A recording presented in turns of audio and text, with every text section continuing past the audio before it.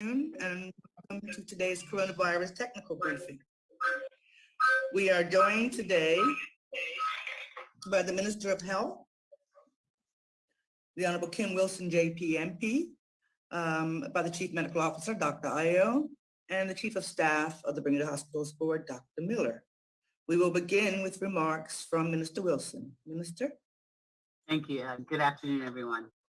I begin my remarks today by reporting that since our last update on Monday, Bermuda has unfortunately another 2 COVID-19 related deaths.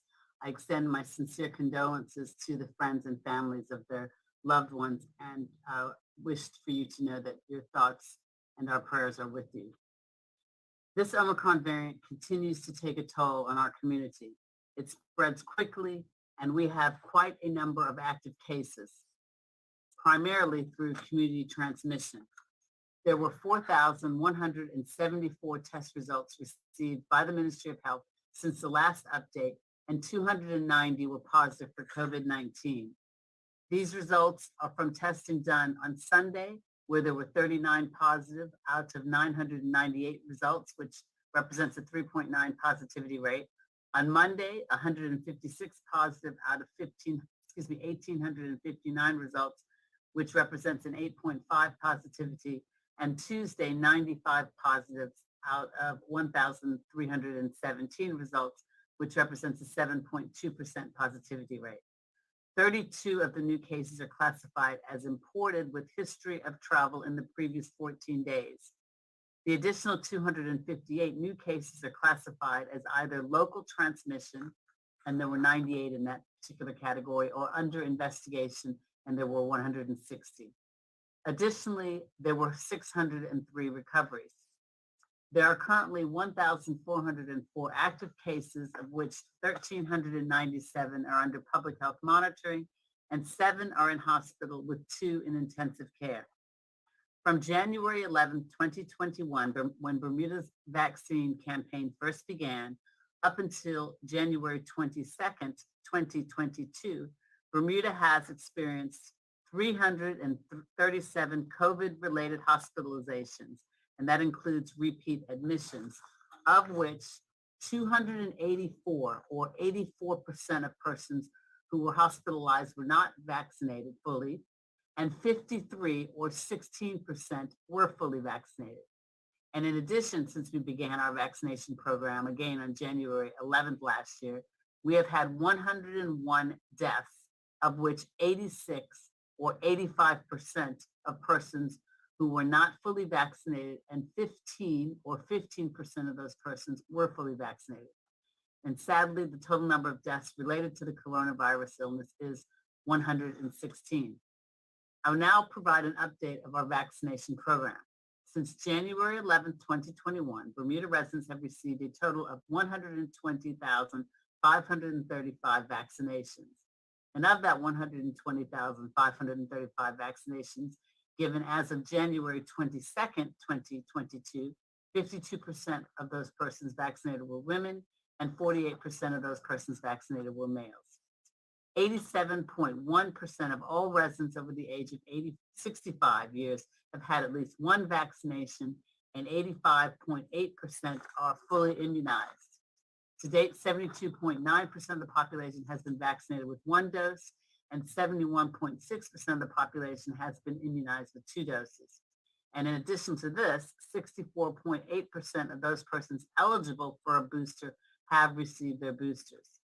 And as a reminder, vaccine booster appointments are available for Bermuda residents 12 years of age and older who have had their second dose more than 6 months ago. For those persons 65 years of age or older, it is by appointment or walk-in at the Pier 6 on Front Street. And for those persons between the ages of 12 and 64 years of age, it is by appointment only. I encourage anyone who wants to get vaccinated to register their interest at gov.bm/vaccines. And if you are eligible for your booster, please get it. Studies released by the CDC show that the booster provides improved protection against severe illness and hospitalization due to COVID-19. Please note, we are not currently administering 4th doses or second boosters. Before I end my remarks, I want to remind everyone that if you test positive on a COVID-19 test, whether it's self-administered or supervised antigen or a PCR test, by law, you must isolate immediately. If you are immunized more than 2 weeks since your second dose, isolate for 7 days, and that is the date of your positive test sample, which is day 0. Book a supervised antigen test appointment for day 7. If you have no symptoms and the day 7 test is negative, you end isolation and follow the public health guidance. And if you do have symptoms, contact COVID-19 case management at gov.bm for guidance. If you are not immunized or have never been vaccinated, these are your instructions. Isolate for 10 days from the date of your positive test sample. Book a supervised antigen test appointment for day 10. If you have no symptoms and the day 10 test is negative, end isolation and follow the public health guidance. And if you do have symptoms, contact COVID-19 case management at gov.bm for guidance. To be clear, for those who are close contacts but not actually positive for COVID-19, the quarantine requirements for you are as follows. If you are immunized and boosted within 6 months, no quarantine is required, but we recommend at a minimum that you take a self-administered antigen test on day 7, not a verified antigen test as was previously reported. And also we recommend that you do antigen testing daily for self-monitoring and follow the public health guidance. If you are immunized but not boosted, you must quarantine for 7 days and take a verified antigen test on day 7. And if you are not immunized or vaccinated, you must quarantine for 10 days and take a verified antigen test on your day 10. As a reminder, a complete list of the approved antigen tests can be found at the Bermuda Health Council's website, bhec.bm/approved antigen test. The listed tests have met the required standards for validation of the identified regulatory bodies. Do not hesitate to contact your doctor for guidance regarding COVID-19. And if you do not have a doctor, the hospital has set up a phone number at 239-2009 to assist persons with information on the proper treatment for your symptoms. With respect to the public health legislation, the Ministry of Health is currently conducting a review of the Public Health COVID-19 Emergency Powers Phased Reopening Regulations 2021 with a view to making adjustments to take effect from February 4th, 2022. We are assessing a number of metrics, including our vaccination rate and the COVID-19 indicators for our current outbreak. Additionally, and importantly, we are taking into account the government's shift to living with COVID, which requires all of us to take personal responsibility for our actions. Not only is the ministry reviewing the emergency powers regulations, but we are also reviewing the quarantine COVID-19 number 3 order 2020. It is the quarantine order which establishes the traveling testing regime for air arrivals, cruise ship visitors, and mariners. And the aim is to reset Bermuda's travel requirements for April 1st. Finally, I want to assure the public that a plan for the transition of leadership for Bermuda's molecular diagnostic laboratory is already well developed. The Bermuda Health Council, assisted by the ministry, has taken on this responsibility, and we expect a smooth changeover next week. The staff at MDL is experienced and well-trained, and Dr. Weldon is to be commended for her leadership to date and her assistance with this transition. More information regarding the new leadership will be announced very shortly. In closing, I cannot stress enough how important it is for all of us to do our best to stay safe and healthy. We must look out for each other. We must act responsibly and adhere to public health guidelines. This current outbreak is not over, and to get through this, we must all take responsibility for ourselves as well as others in the community. Each of us has a role to play in stopping the spread of the coronavirus. Follow the public health guidelines, wear your mask, practice good hand hygiene, and maintain physical distancing. Thank you. Thank you, Minister Wilson. Now we'll have a few words from Dr. Ayo. Dr. Ayo. Good afternoon, Bermuda.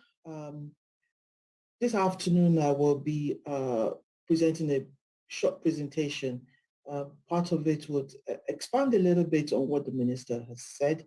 around changes that have happened with our quarantine measures, and also I will touch a little bit around describing the Omicron variant of this SARS-CoV-2 virus, and finally a little bit about our vaccinations program in Bermuda. So if you indulge me, I'm just going to share my screen. Okay. And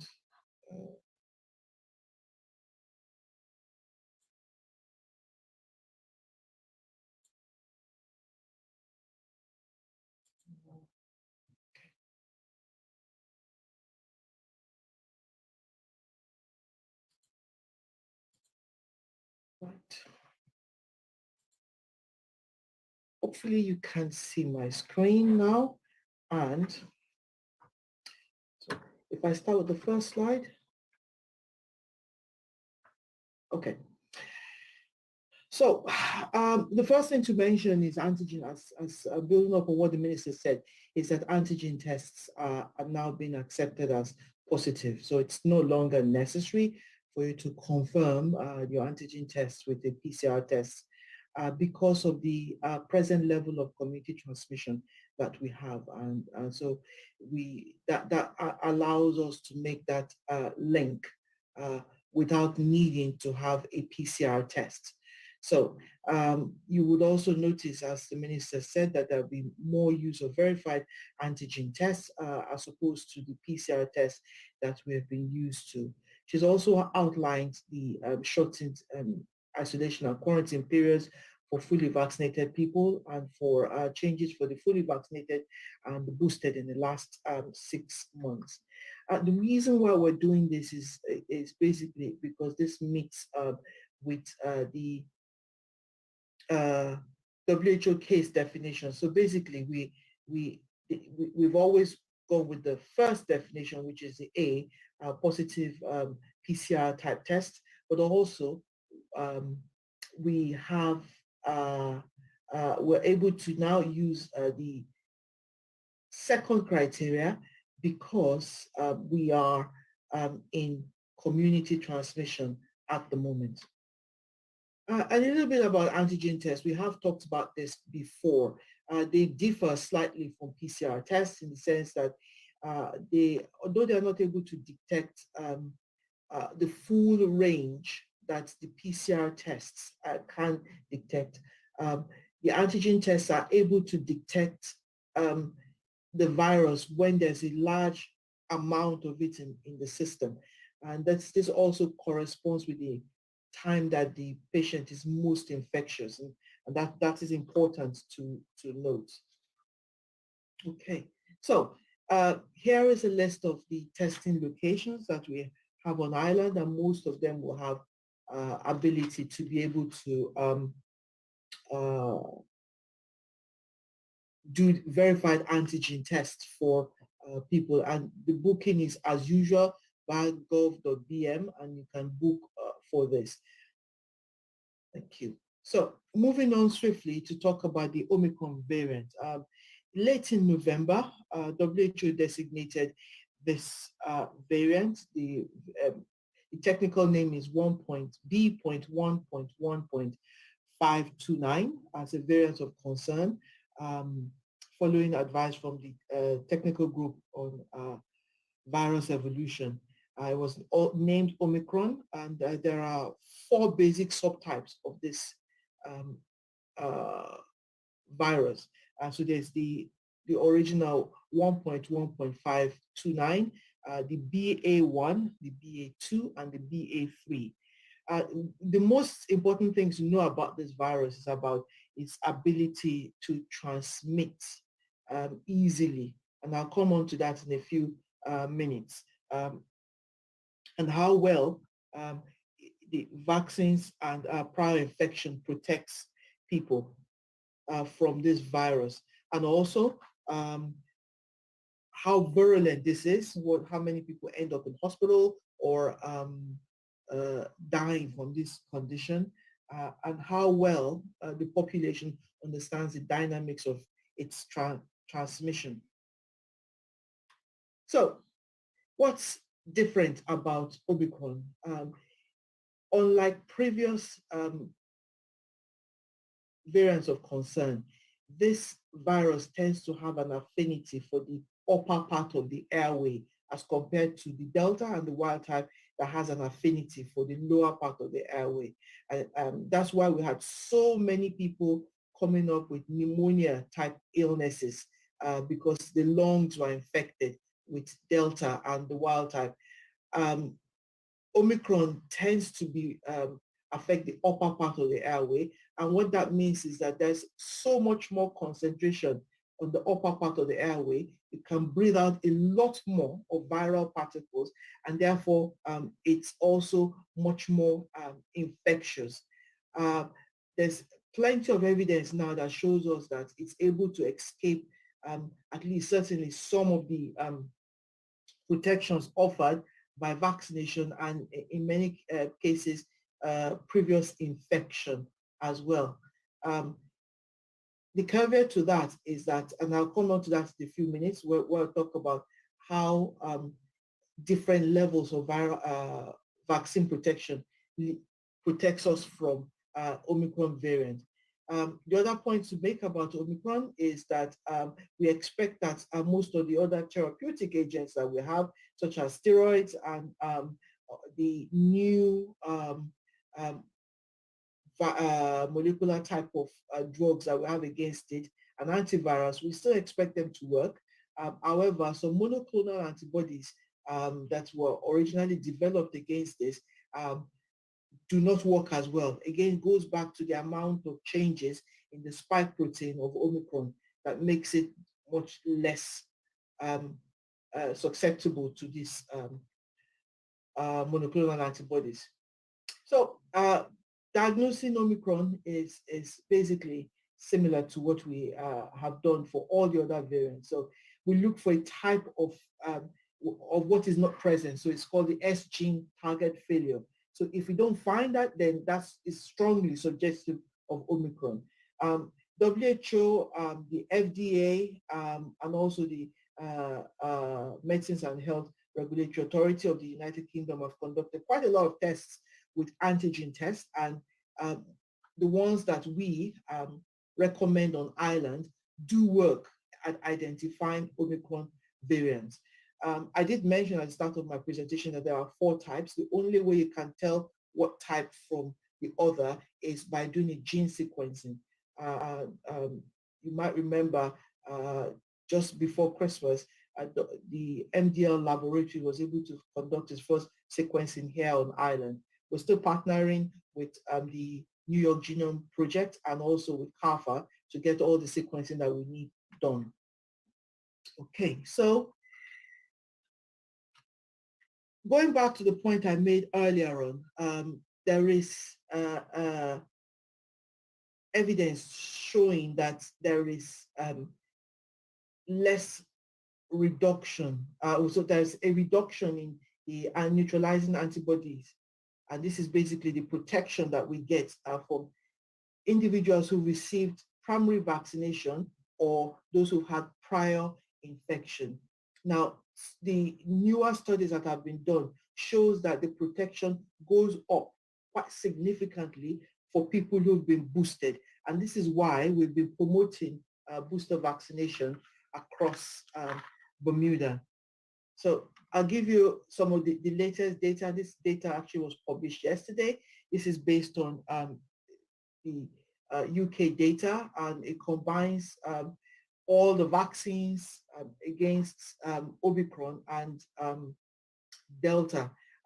As you can see here, primary course of vaccination for 2 doses shows decline significantly for symptomatic disease after 6 months. But once we get the boosters up, the protection increases quite dramatically.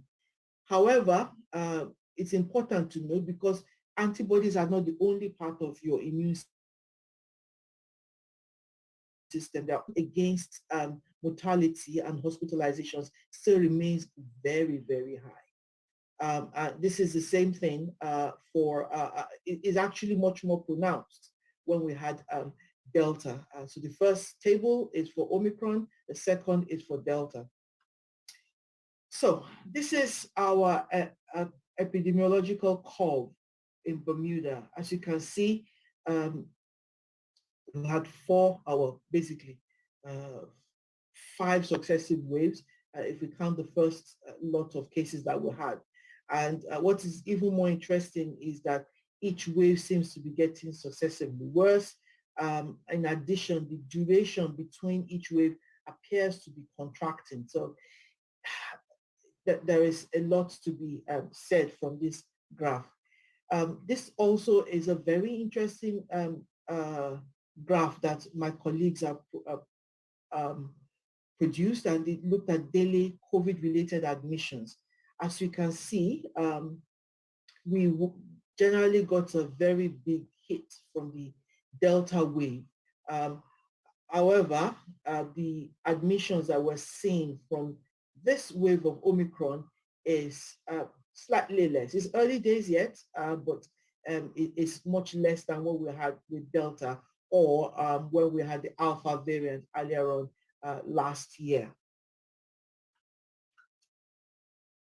So this is not unique to Bermuda.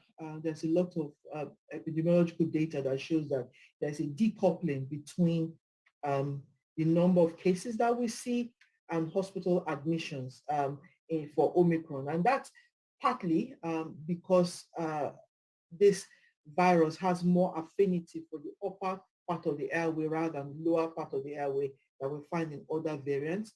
And this other reason for this is that there is a lot more vaccination going on across the whole world, really. And in Bermuda, we've had a very good vaccination program, and that provides a lot of protection for the population. We've also had quite a lot of people who got infected during the Delta wave, and therefore they have some protection from that infection. It must be emphasized that the people who had significant protection after they've been infected are people who ended up in hospital, are very sick from this disease. So I'll move on then to talk a little bit about our vaccine coverage, and the minister has talked about this a lot. What I just wanted to highlight is that we're making significant progress in terms of our booster coverage. So just under 43% of our total population have been boosted. If we look at the vaccination, about 81% of our eligible population have been boosted and have been vaccinated, and 72% of the total population have been vaccinated. Looking at the vaccination by age, and we can see that quite impressively, 80s and overs, almost 90% of them have been fully vaccinated, and same thing with people aged between 65 and 79. People between 50 and 64% also have pretty good vaccination coverage. We're still trying to get up to speed with under 50s, and that's a combination of the fact that we started the vaccination much later in that age group, and some vaccine hesitancy in that age group as well. My final slide will be looking at the booster coverage by the eligible population. Again, this is quite impressive. More than 3/4 of our 80 plus year old and the 70 plus year old have been vaccinated. If we look at the 60 to 69 year olds, just a little bit under 3/4, and the same thing with 50 to 59 year olds, it's about 70%. The number or the proportion of people who've been vaccinated in the other deciles is less, and that represents the fact that many of these people also were vaccinated later, so their eligibility will be less, and also this perception of risk and some vaccine hesitancy explains some of that data. So thank you very much. I would end this now, and I will hand over to my colleague, Dr. Wesley Miller from the hospital, to give us a perspective from PHP.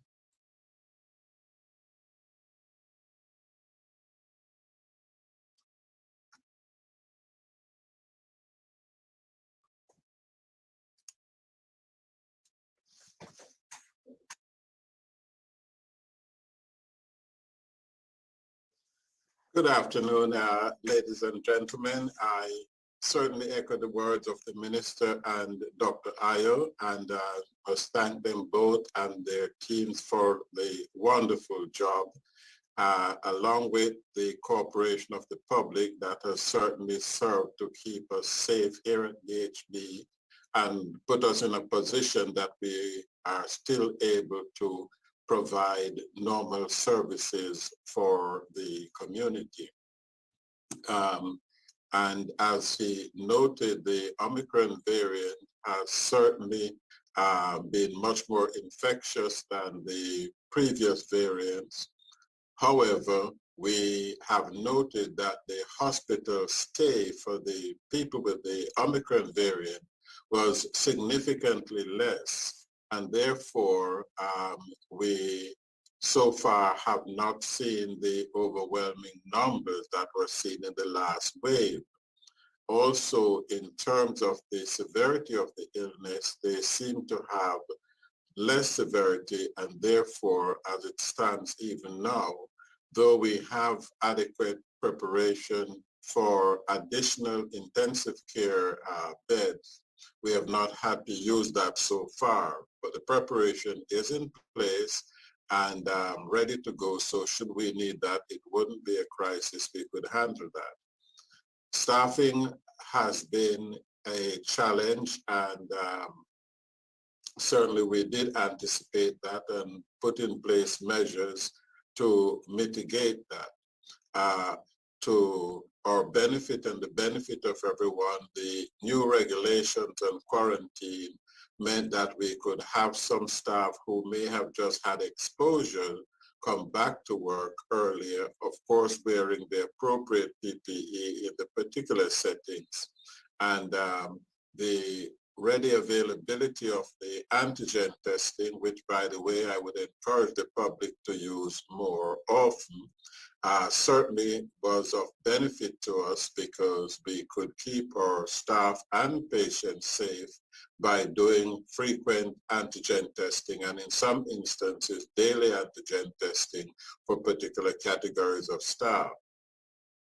In so doing, we have been able, notwithstanding the large number of cases in the community, to maintain normal services in terms of being able to continue elective surgery, which during the Delta wave, we had to put on hold. You may recall at that time, we were able to do emergencies and urgent cases, but up until the beginning of November, we had to put elective surgery on hold. At the present time, we are proceeding with elective surgery as per normal, or only constraint being the availability of beds to do same-day cases.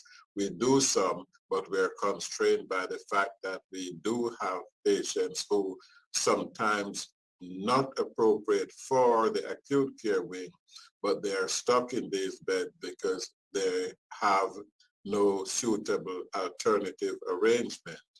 In other instances, they probably can go home, and I will take this opportunity to implore on the relatives is that those who have their loved ones in hospital who they have been told they are discharged or fit enough to go home, please come and take them home, because in so doing, you will allow us to be in a position to treat more individuals.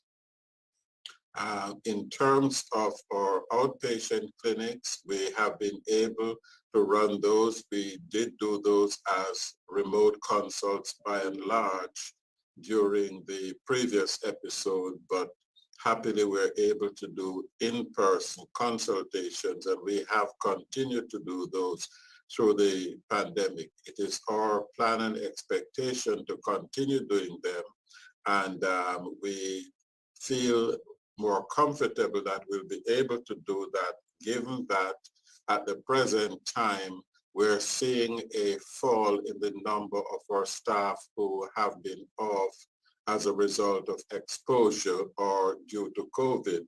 So that at one point we were well over 100 staff off. Now we are in the region of 70 or thereabouts. So it's trending downwards. It is a volatile process, so that could go back up.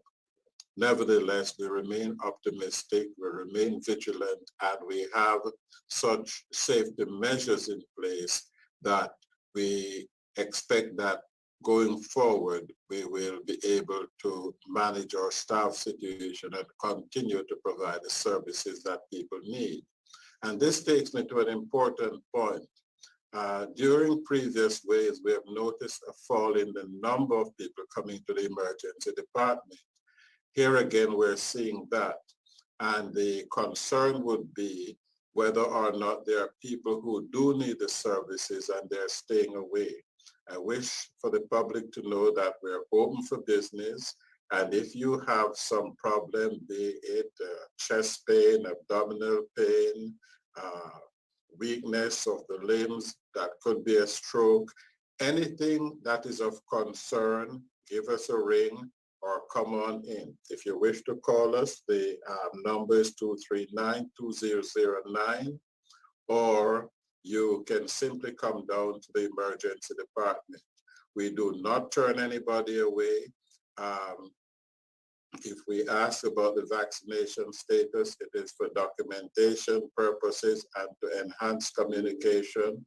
However, we will not turn away anybody irrespective of their vaccination status. So come on, we're here open for business and there to treat you and to give the best to every patient.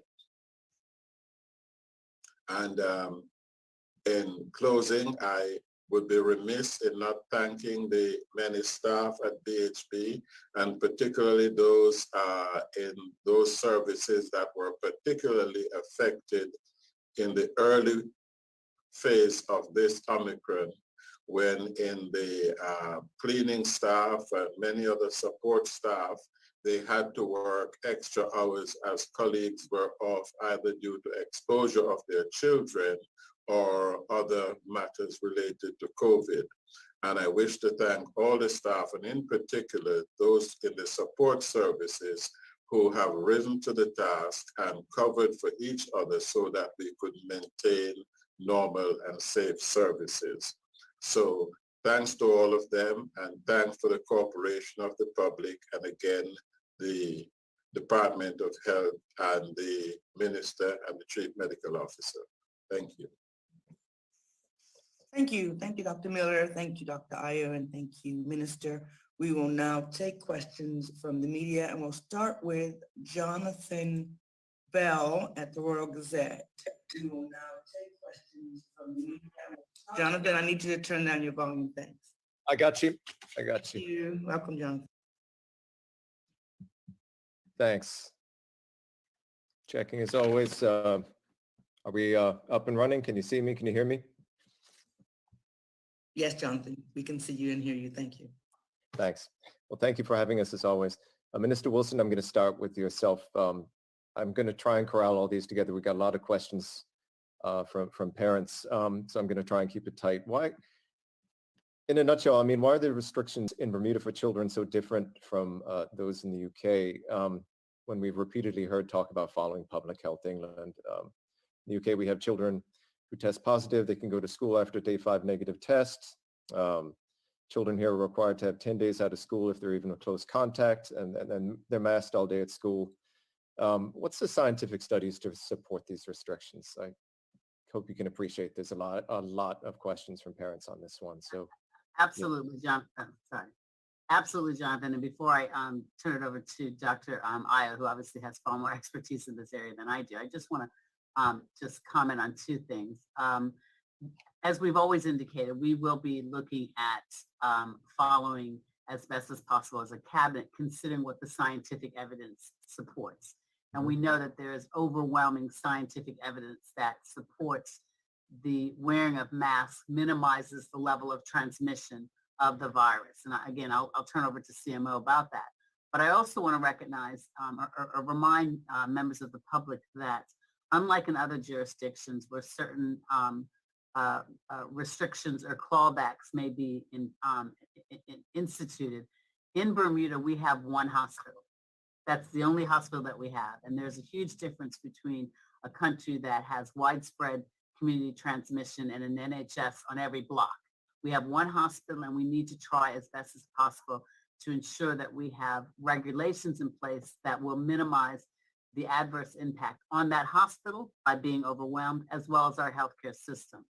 So there are differences. We're not comparing apples and apples. We are talking about two very different countries with respect to the value, the mask resources that an NHS has, as opposed to one hospital.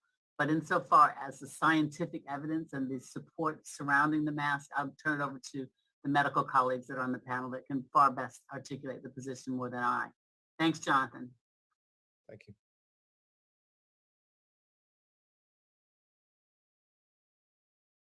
Afternoon, doctor. I'm just trying, trying to unmute myself. Hi, Jonathan. Yes, I also have had a lot of people make representations to me about what they consider the differences in our approach as of compared to a place like the United Kingdom. Yeah, I mean, yeah, they've dropped masks, haven't they? Well, how much of that is following good scientific evidence and how much of that is political is a question that you and I can debate.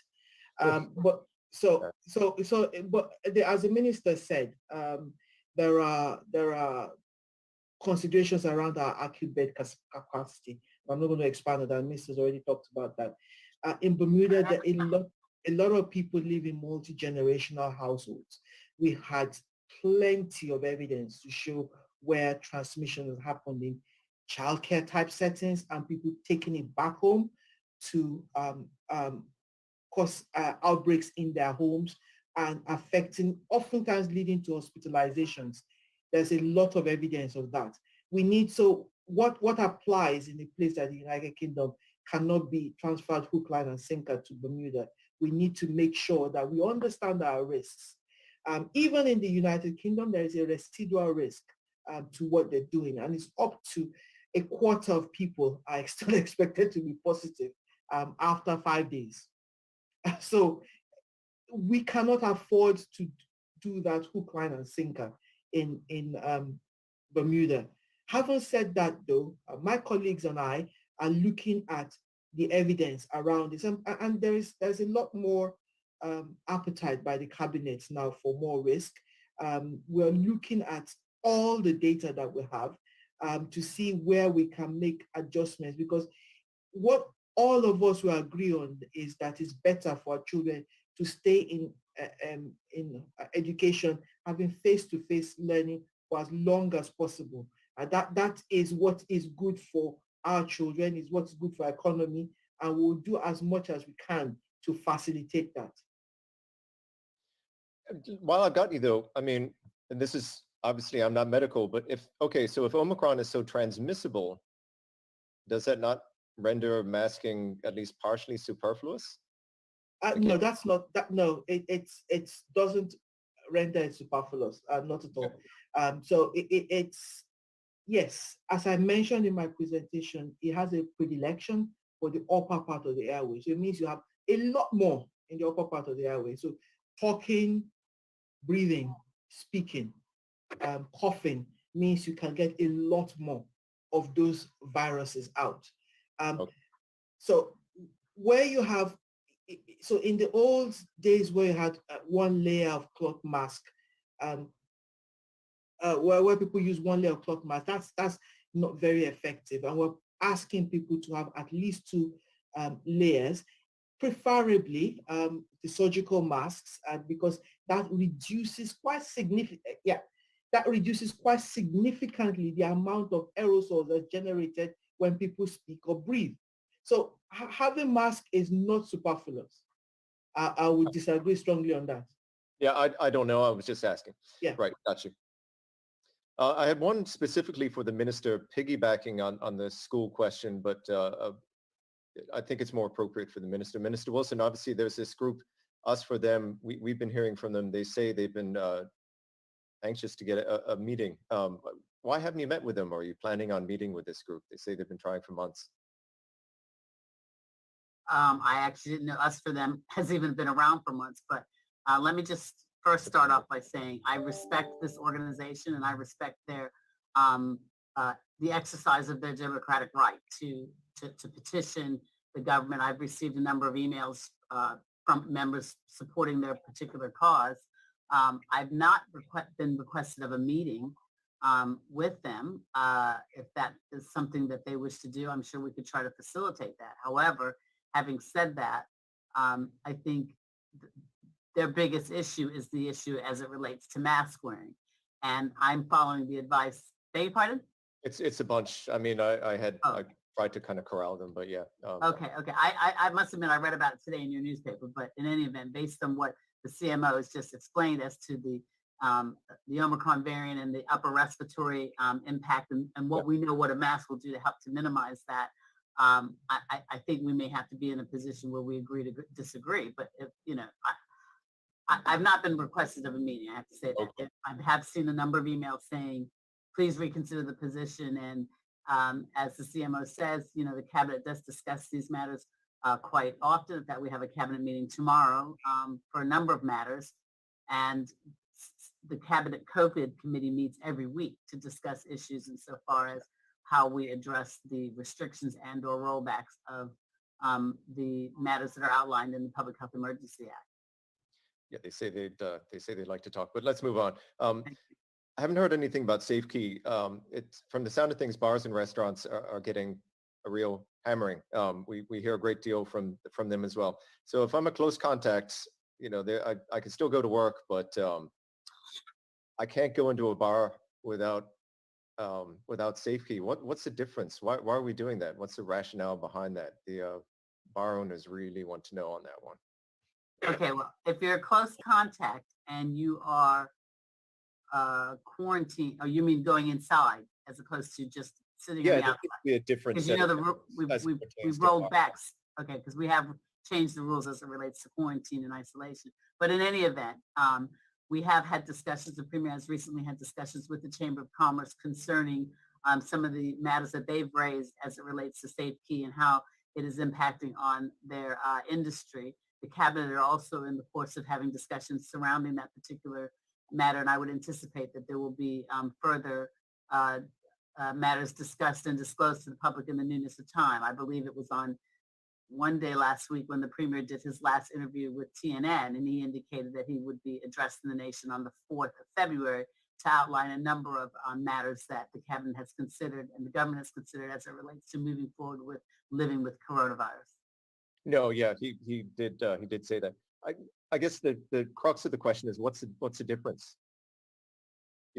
Between a bar and a workplace, or hospitality and a workplace, we can be quite close together in a newsroom. What's the difference? The principal difference is when you're in a bar, you're probably consuming alcohol. And oftentimes when one consumes alcohol, regardless of the quantity, inhibitions are reduced and removed. You have music around you, so it's easier to try to shout so that the person that's sitting next to you is able to hear your conversation. So you have kind of a mixture of the alcoholism, which makes your inhibitions go down, as well as the fact that you're not normally you probably don't sit in your newsroom and yell across the hall to somebody across the room to somebody. But if you're in a bar and you've got music around you, you're probably going to elevate your voice so that your points can be made and be heard. So that helps to cause more spray,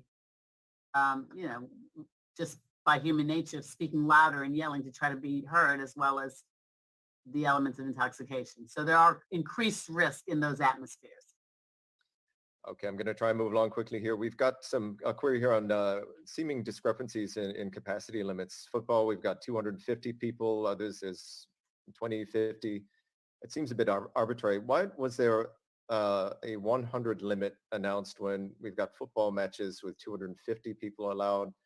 And I guess why have a cap of 20 maximum in a group when we can have exceptions? It seems a bit arbitrary.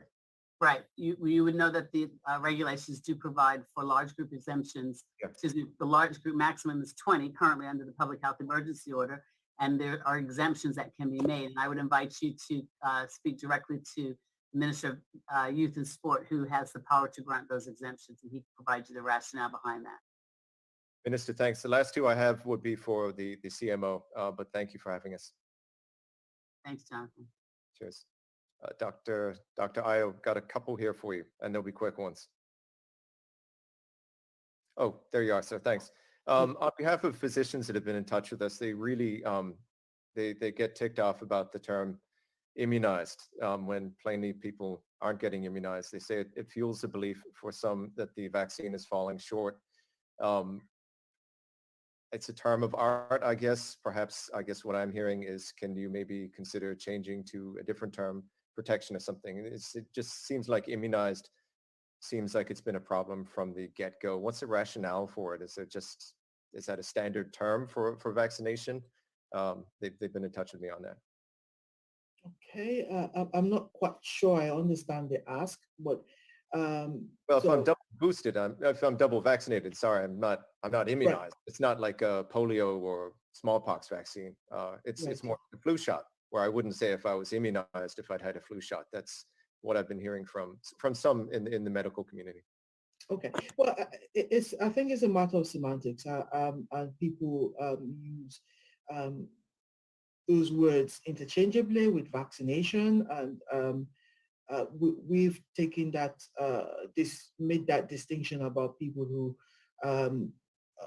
about having two shots as opposed to one shot for the Pfizer vaccination and the AstraZeneca vaccination that we've had at the start of this. So the evidence we had at the start of this was based around, all the trials that were done was based around two shots. Now there's more evidence coming up to show that actually the third shot is almost as important as the original primary shots that we originally thought was what we needed. So again, the science and the evidence around this is evolving, and we're keeping up with this. So the language, yes, we can agree on what sort of language you want to use, but I don't agree that using that term immunized suggests that the vaccine isn't effective. Okay. I just get it from doctors whenever I use it, but I'll just pass that on. Last one for you, Dr. Oyenloye. It's one that we raised back in December. I want to try and address it now. It's in terms of people who've recovered from COVID-19 and either getting very sick again or morbidity. We've been trying to clear this one up. Have we been seeing people who have recovered from COVID subsequently getting seriously ill? And have we been seeing any morbidity in this specific category? I think we've gone far enough into it where if that is a thing, we can say if that's happening here in Bermuda. We've seen it in news reports elsewhere. Are you seeing any of that? With this present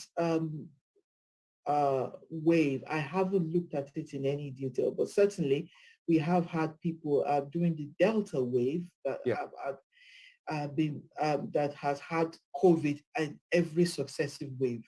So yeah, it is possible for people to get infected because we're dealing with a different variant.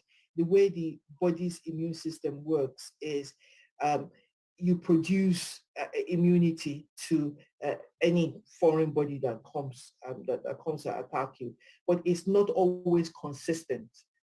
Because the way my body might respond to a particular virus might be different to the way your body responds to the virus. What is consistent, and this is why we promoted vaccination, is the vaccine gives a measured template message for a part of the protein. So we can predict how that is going to, your body is going to react to that with a reasonable amount of certainty. So yes, you will find people who get infected with successive waves of COVID, and that's not uncommon. There's plenty of evidence of that. With this wave, I will need to check that up before I give a definite answer on that. Yeah, I mean, put bluntly, just in late last year, we had funeral pages that we fill in a newspaper, and we saw a lot of them. This being presumably the aftermath of the Delta wave. It doesn't sound like you can really say yay or nay on that. Were you seeing any of that was really my question, or is it, I'm guessing you haven't, or? So are we talking about this? I'm not sure we're talking about the same thing here, Jonathan. So we're talking about people who've gotten sick and recovered and yet then seem to die within a matter of months after. Oh, right. Okay. Well, it's difficult to be able to attribute those directly to COVID, although COVID could be a contributing factor, because this is a very nasty virus. It destroys so much of your body systems, weakens everything. So it takes only a little bit to push people over the edge. All right. Thank you for that. I believe that's me done. Thanks, everyone. Appreciate you. Jonathan, just one more thing. No, I just wanted to add something, Jonathan, that I failed to answer with respect to the distinction between sitting in a bar and a restaurant as opposed to in the newsroom, as you said, in an office. Presumably in the office, in your newsroom, you're wearing a mask. Whereas if you're in a bar, pardon me? We have partitions, we use masking. We're right. But in a bar, right. Whereas in a bar and a restaurant, obviously, if you're eating and drinking and consuming alcohol, you're allowed to take off the mask. So that's a huge distinction, which goes back to the point that the CMO raised earlier insofar as the importance of mask wearing. But I just want to clarify that. Thanks, Jonathan. Have a good evening. Cheers. Thank you, Jonathan. We'll now take questions from Gary Foster Skelton from the Bermuda Broadcasting Company. Welcome, Gary. Good afternoon. Start my video. There we are. Thank you very much. Thank you, ministers. Thank you, Minister Dr. Miller, Dr. Oyenloye. I presume you can hear and see me? Yep. Good. So my first question is for Dr. Oyenloye.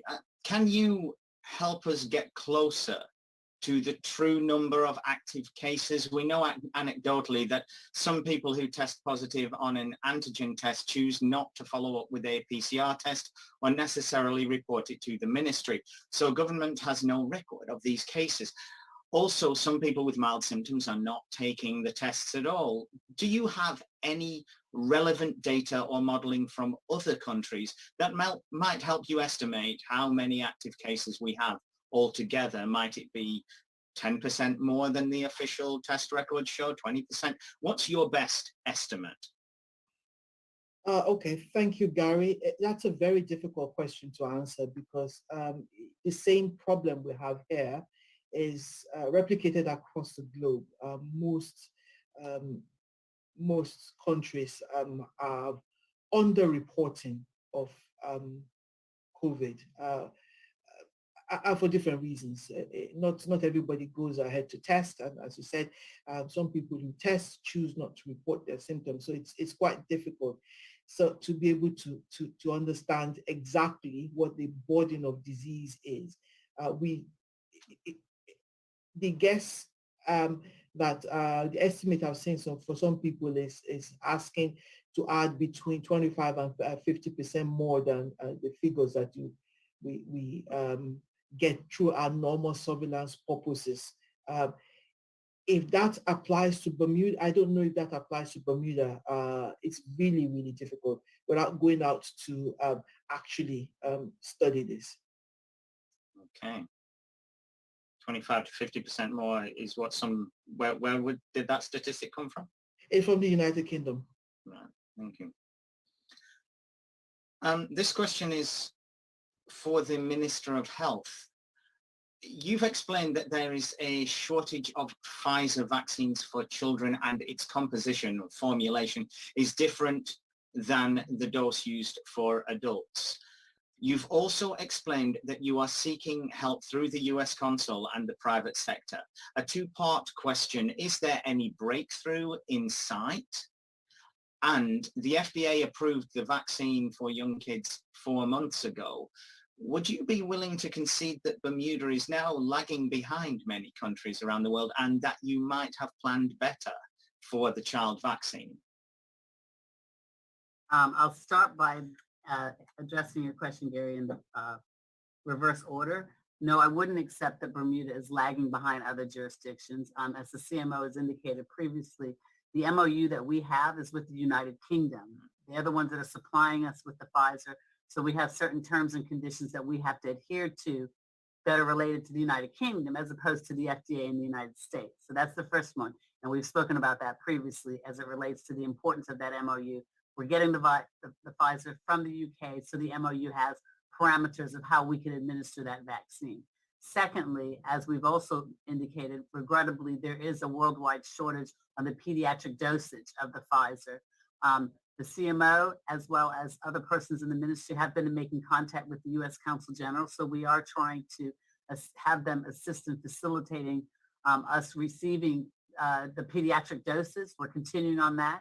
We haven't given up. We will continue to make inroads, and we're confident that the U.S. Consul General will do all that she can do in her power to assist Bermuda in facilitating the acquisition of the pediatric dosage. It's still up in the air, or is there any particular breakthrough in sight? I'll yield to the CMO, but we only just found this out a little while ago that there was a shortage in the United Kingdom. So we immediately have started our negotiations and our discussions with the U.S. Consul General, who is a very dear friend of Bermuda and has assured us that she will do all in her power to try to help us source that. Yeah, if I can add to that, Gary. Mm-hmm. So yes, the Minister is absolutely right. There is a worldwide shortage of this particular formulation, the 10 microgram formulation used for the 5 to 11-year-old age group. So it's worldwide. The United Kingdom, for instance, does not have it yet. Much of Europe don't have it yet. The United States does have it, but that's probably because of their market size and how much they're able to pool in the market. And you did hear the minister say that when working with our friends and colleagues to see how we can source that from them. I have, in addition to that, the United Kingdom is expected to have some doses delivered at the end of this month. When we will get some, when any of the overseas territories will get some, it's still up in the air. But as of the discussion we had earlier on today with my colleagues, that still hasn't arrived in the United Kingdom. So it's not, first of all, I disagree that we're lagging behind. The Bermuda Advisory Council on Immunizations already approved this first week in January. But we can't. But we don't have. Exactly. We can't, as approved its use, but we cannot give it because we simply don't have them. And we're not unique. Several other countries in the world are in exactly the same position that we are in. Countries some of the closest countries to us, US, Canada do have it at this time. Going back to the point I made, that all depends on the size of your market and how much you're able to negotiate with your manufacturers. Bermuda, with our 65,000 population, cannot hope to outbid the US with over 300 million people. Well, just to clarify on the MOU as well, the government told us that because it's a different formulation, to use a smaller dose of the adult Pfizer vaccine that we do have would actually be to use it off-label. It's not recommended. Would that also, would that be prohibited by our MOU with the UK as well? No, it's not prohibited by our MOU with the UK. So the UK is using the adult formulation for its vulnerable children at this point in time, not for all children. But we have had extensive discussions with our pediatric community in Bermuda, and the advice from them is to wait until we get the pediatric formulation. Okay, so what you're telling us is the UK itself has no vials of the Pfizer children's vaccine. They're simply just using the a smaller dose of the adult vaccine for vulnerable children and those who live with immunocompromise. Right. Correct. Thank you for clarifying that.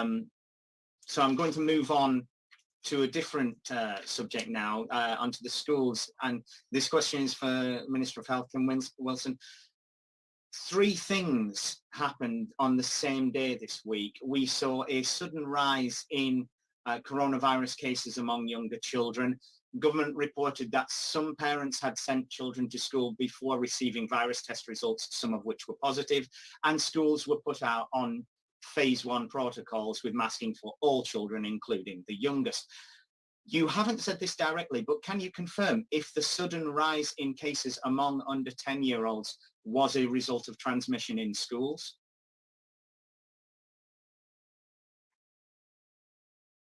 I'm unable to say that. I don't have that information in front of me. I don't know. I know that there was we have seen increases. I don't know if the CMO can add, but there have been increases to of the active cases, and that information is obviously online, so you can see the percentage of individuals that are under 16, 18, et cetera. But yes. I'm not 100% sure what the question is. The sudden rise of. Well, we saw a sudden rise. We saw, while other cases, active cases seem to be falling in other age groups, we saw quite a 52%, in fact, rise among under 10-year-olds. And on the same day that we saw that rise, there was an increase of masking in schools announced. Mm-hmm. And also the coronavirus update told us that some parents had sent the children to school before receiving test results.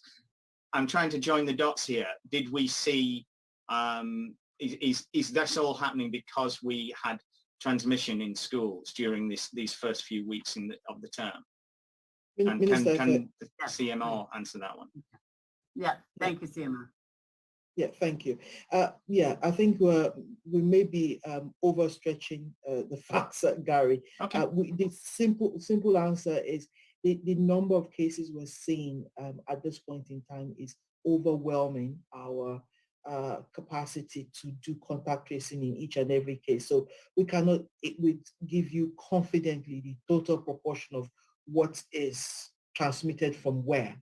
But generally speaking, what we have seen is that the bulk of transmission happens in the household, and we have a lot of evidence of transmission within schools as well.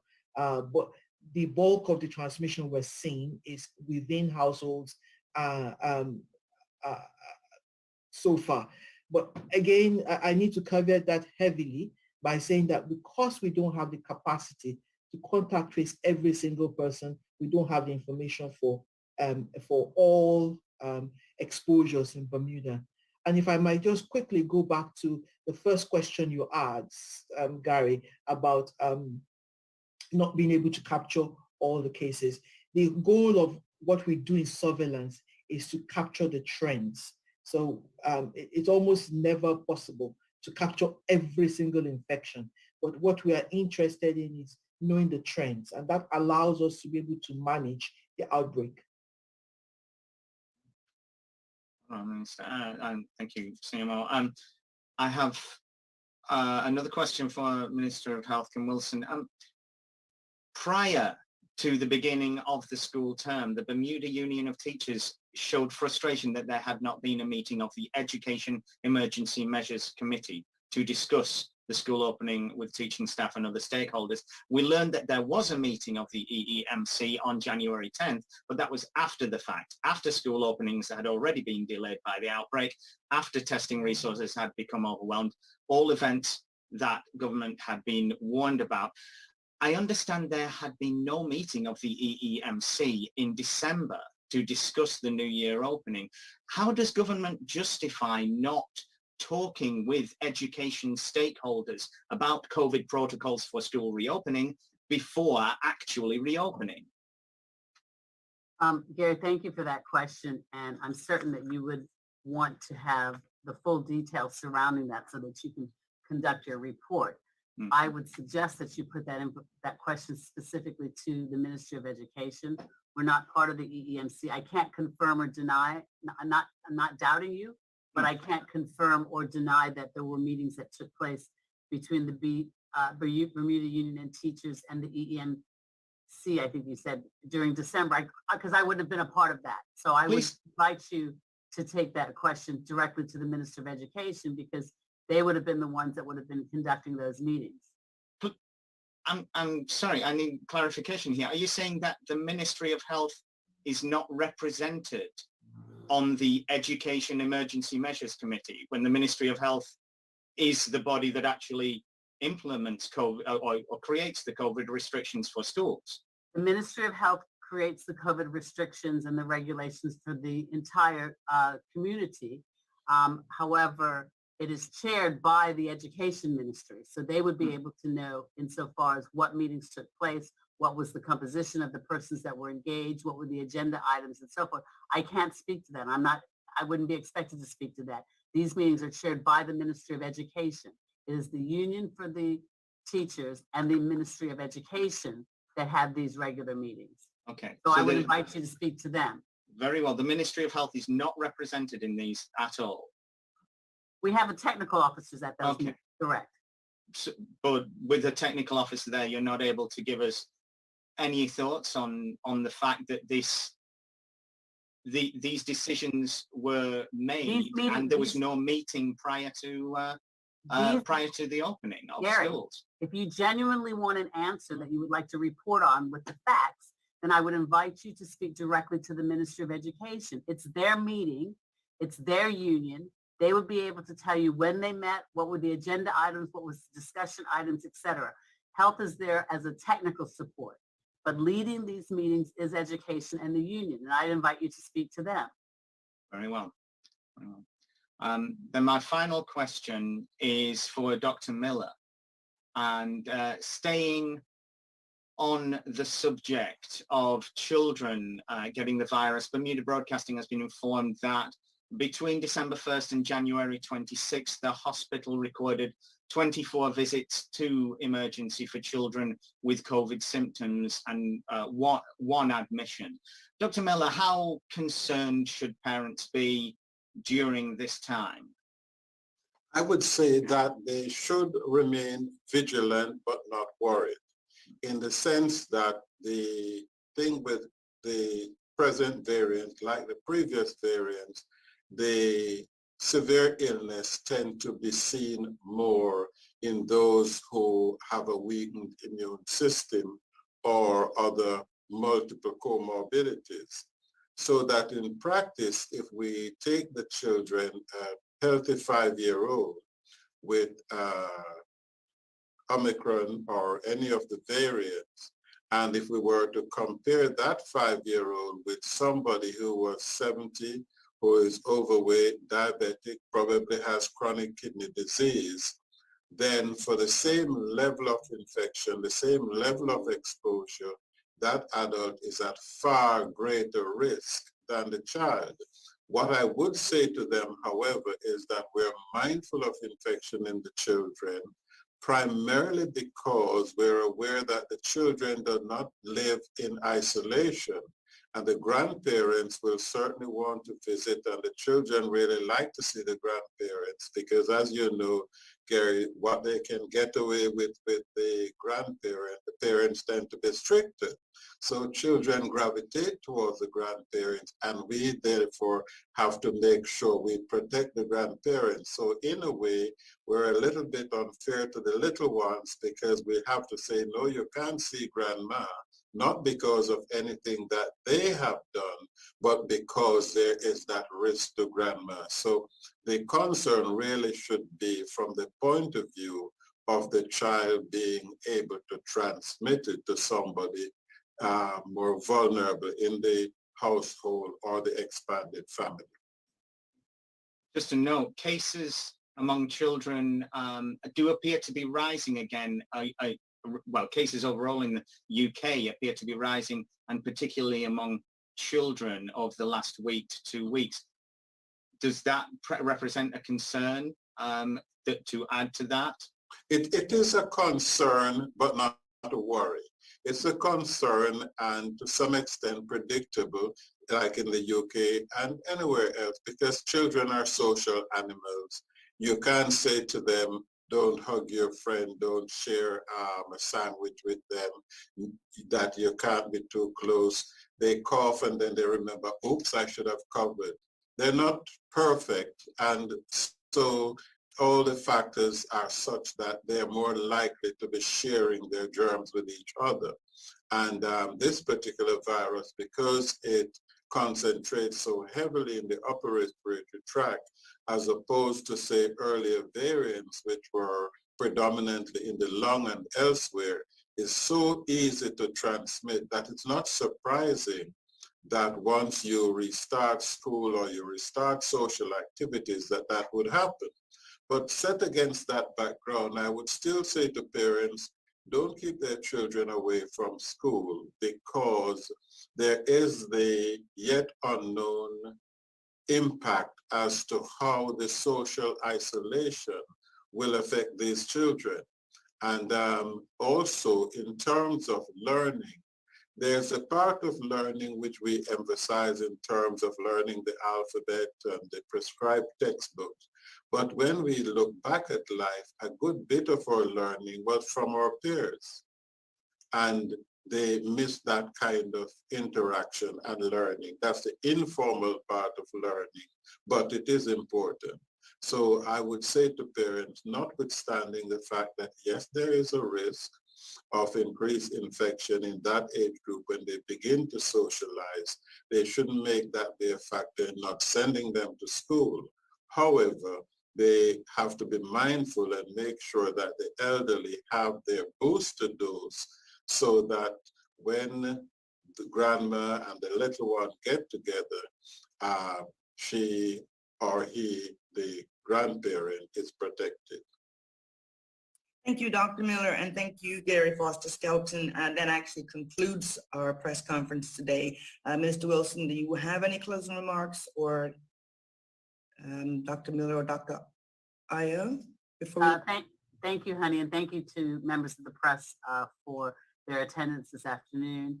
Again, I just would like to remind individuals that we still are in the midst of a very dangerous and severe variant named Omicron. We can all continue to exercise personal responsibility, adhere to the public health guidelines, and do what we can to protect ourselves and protect others.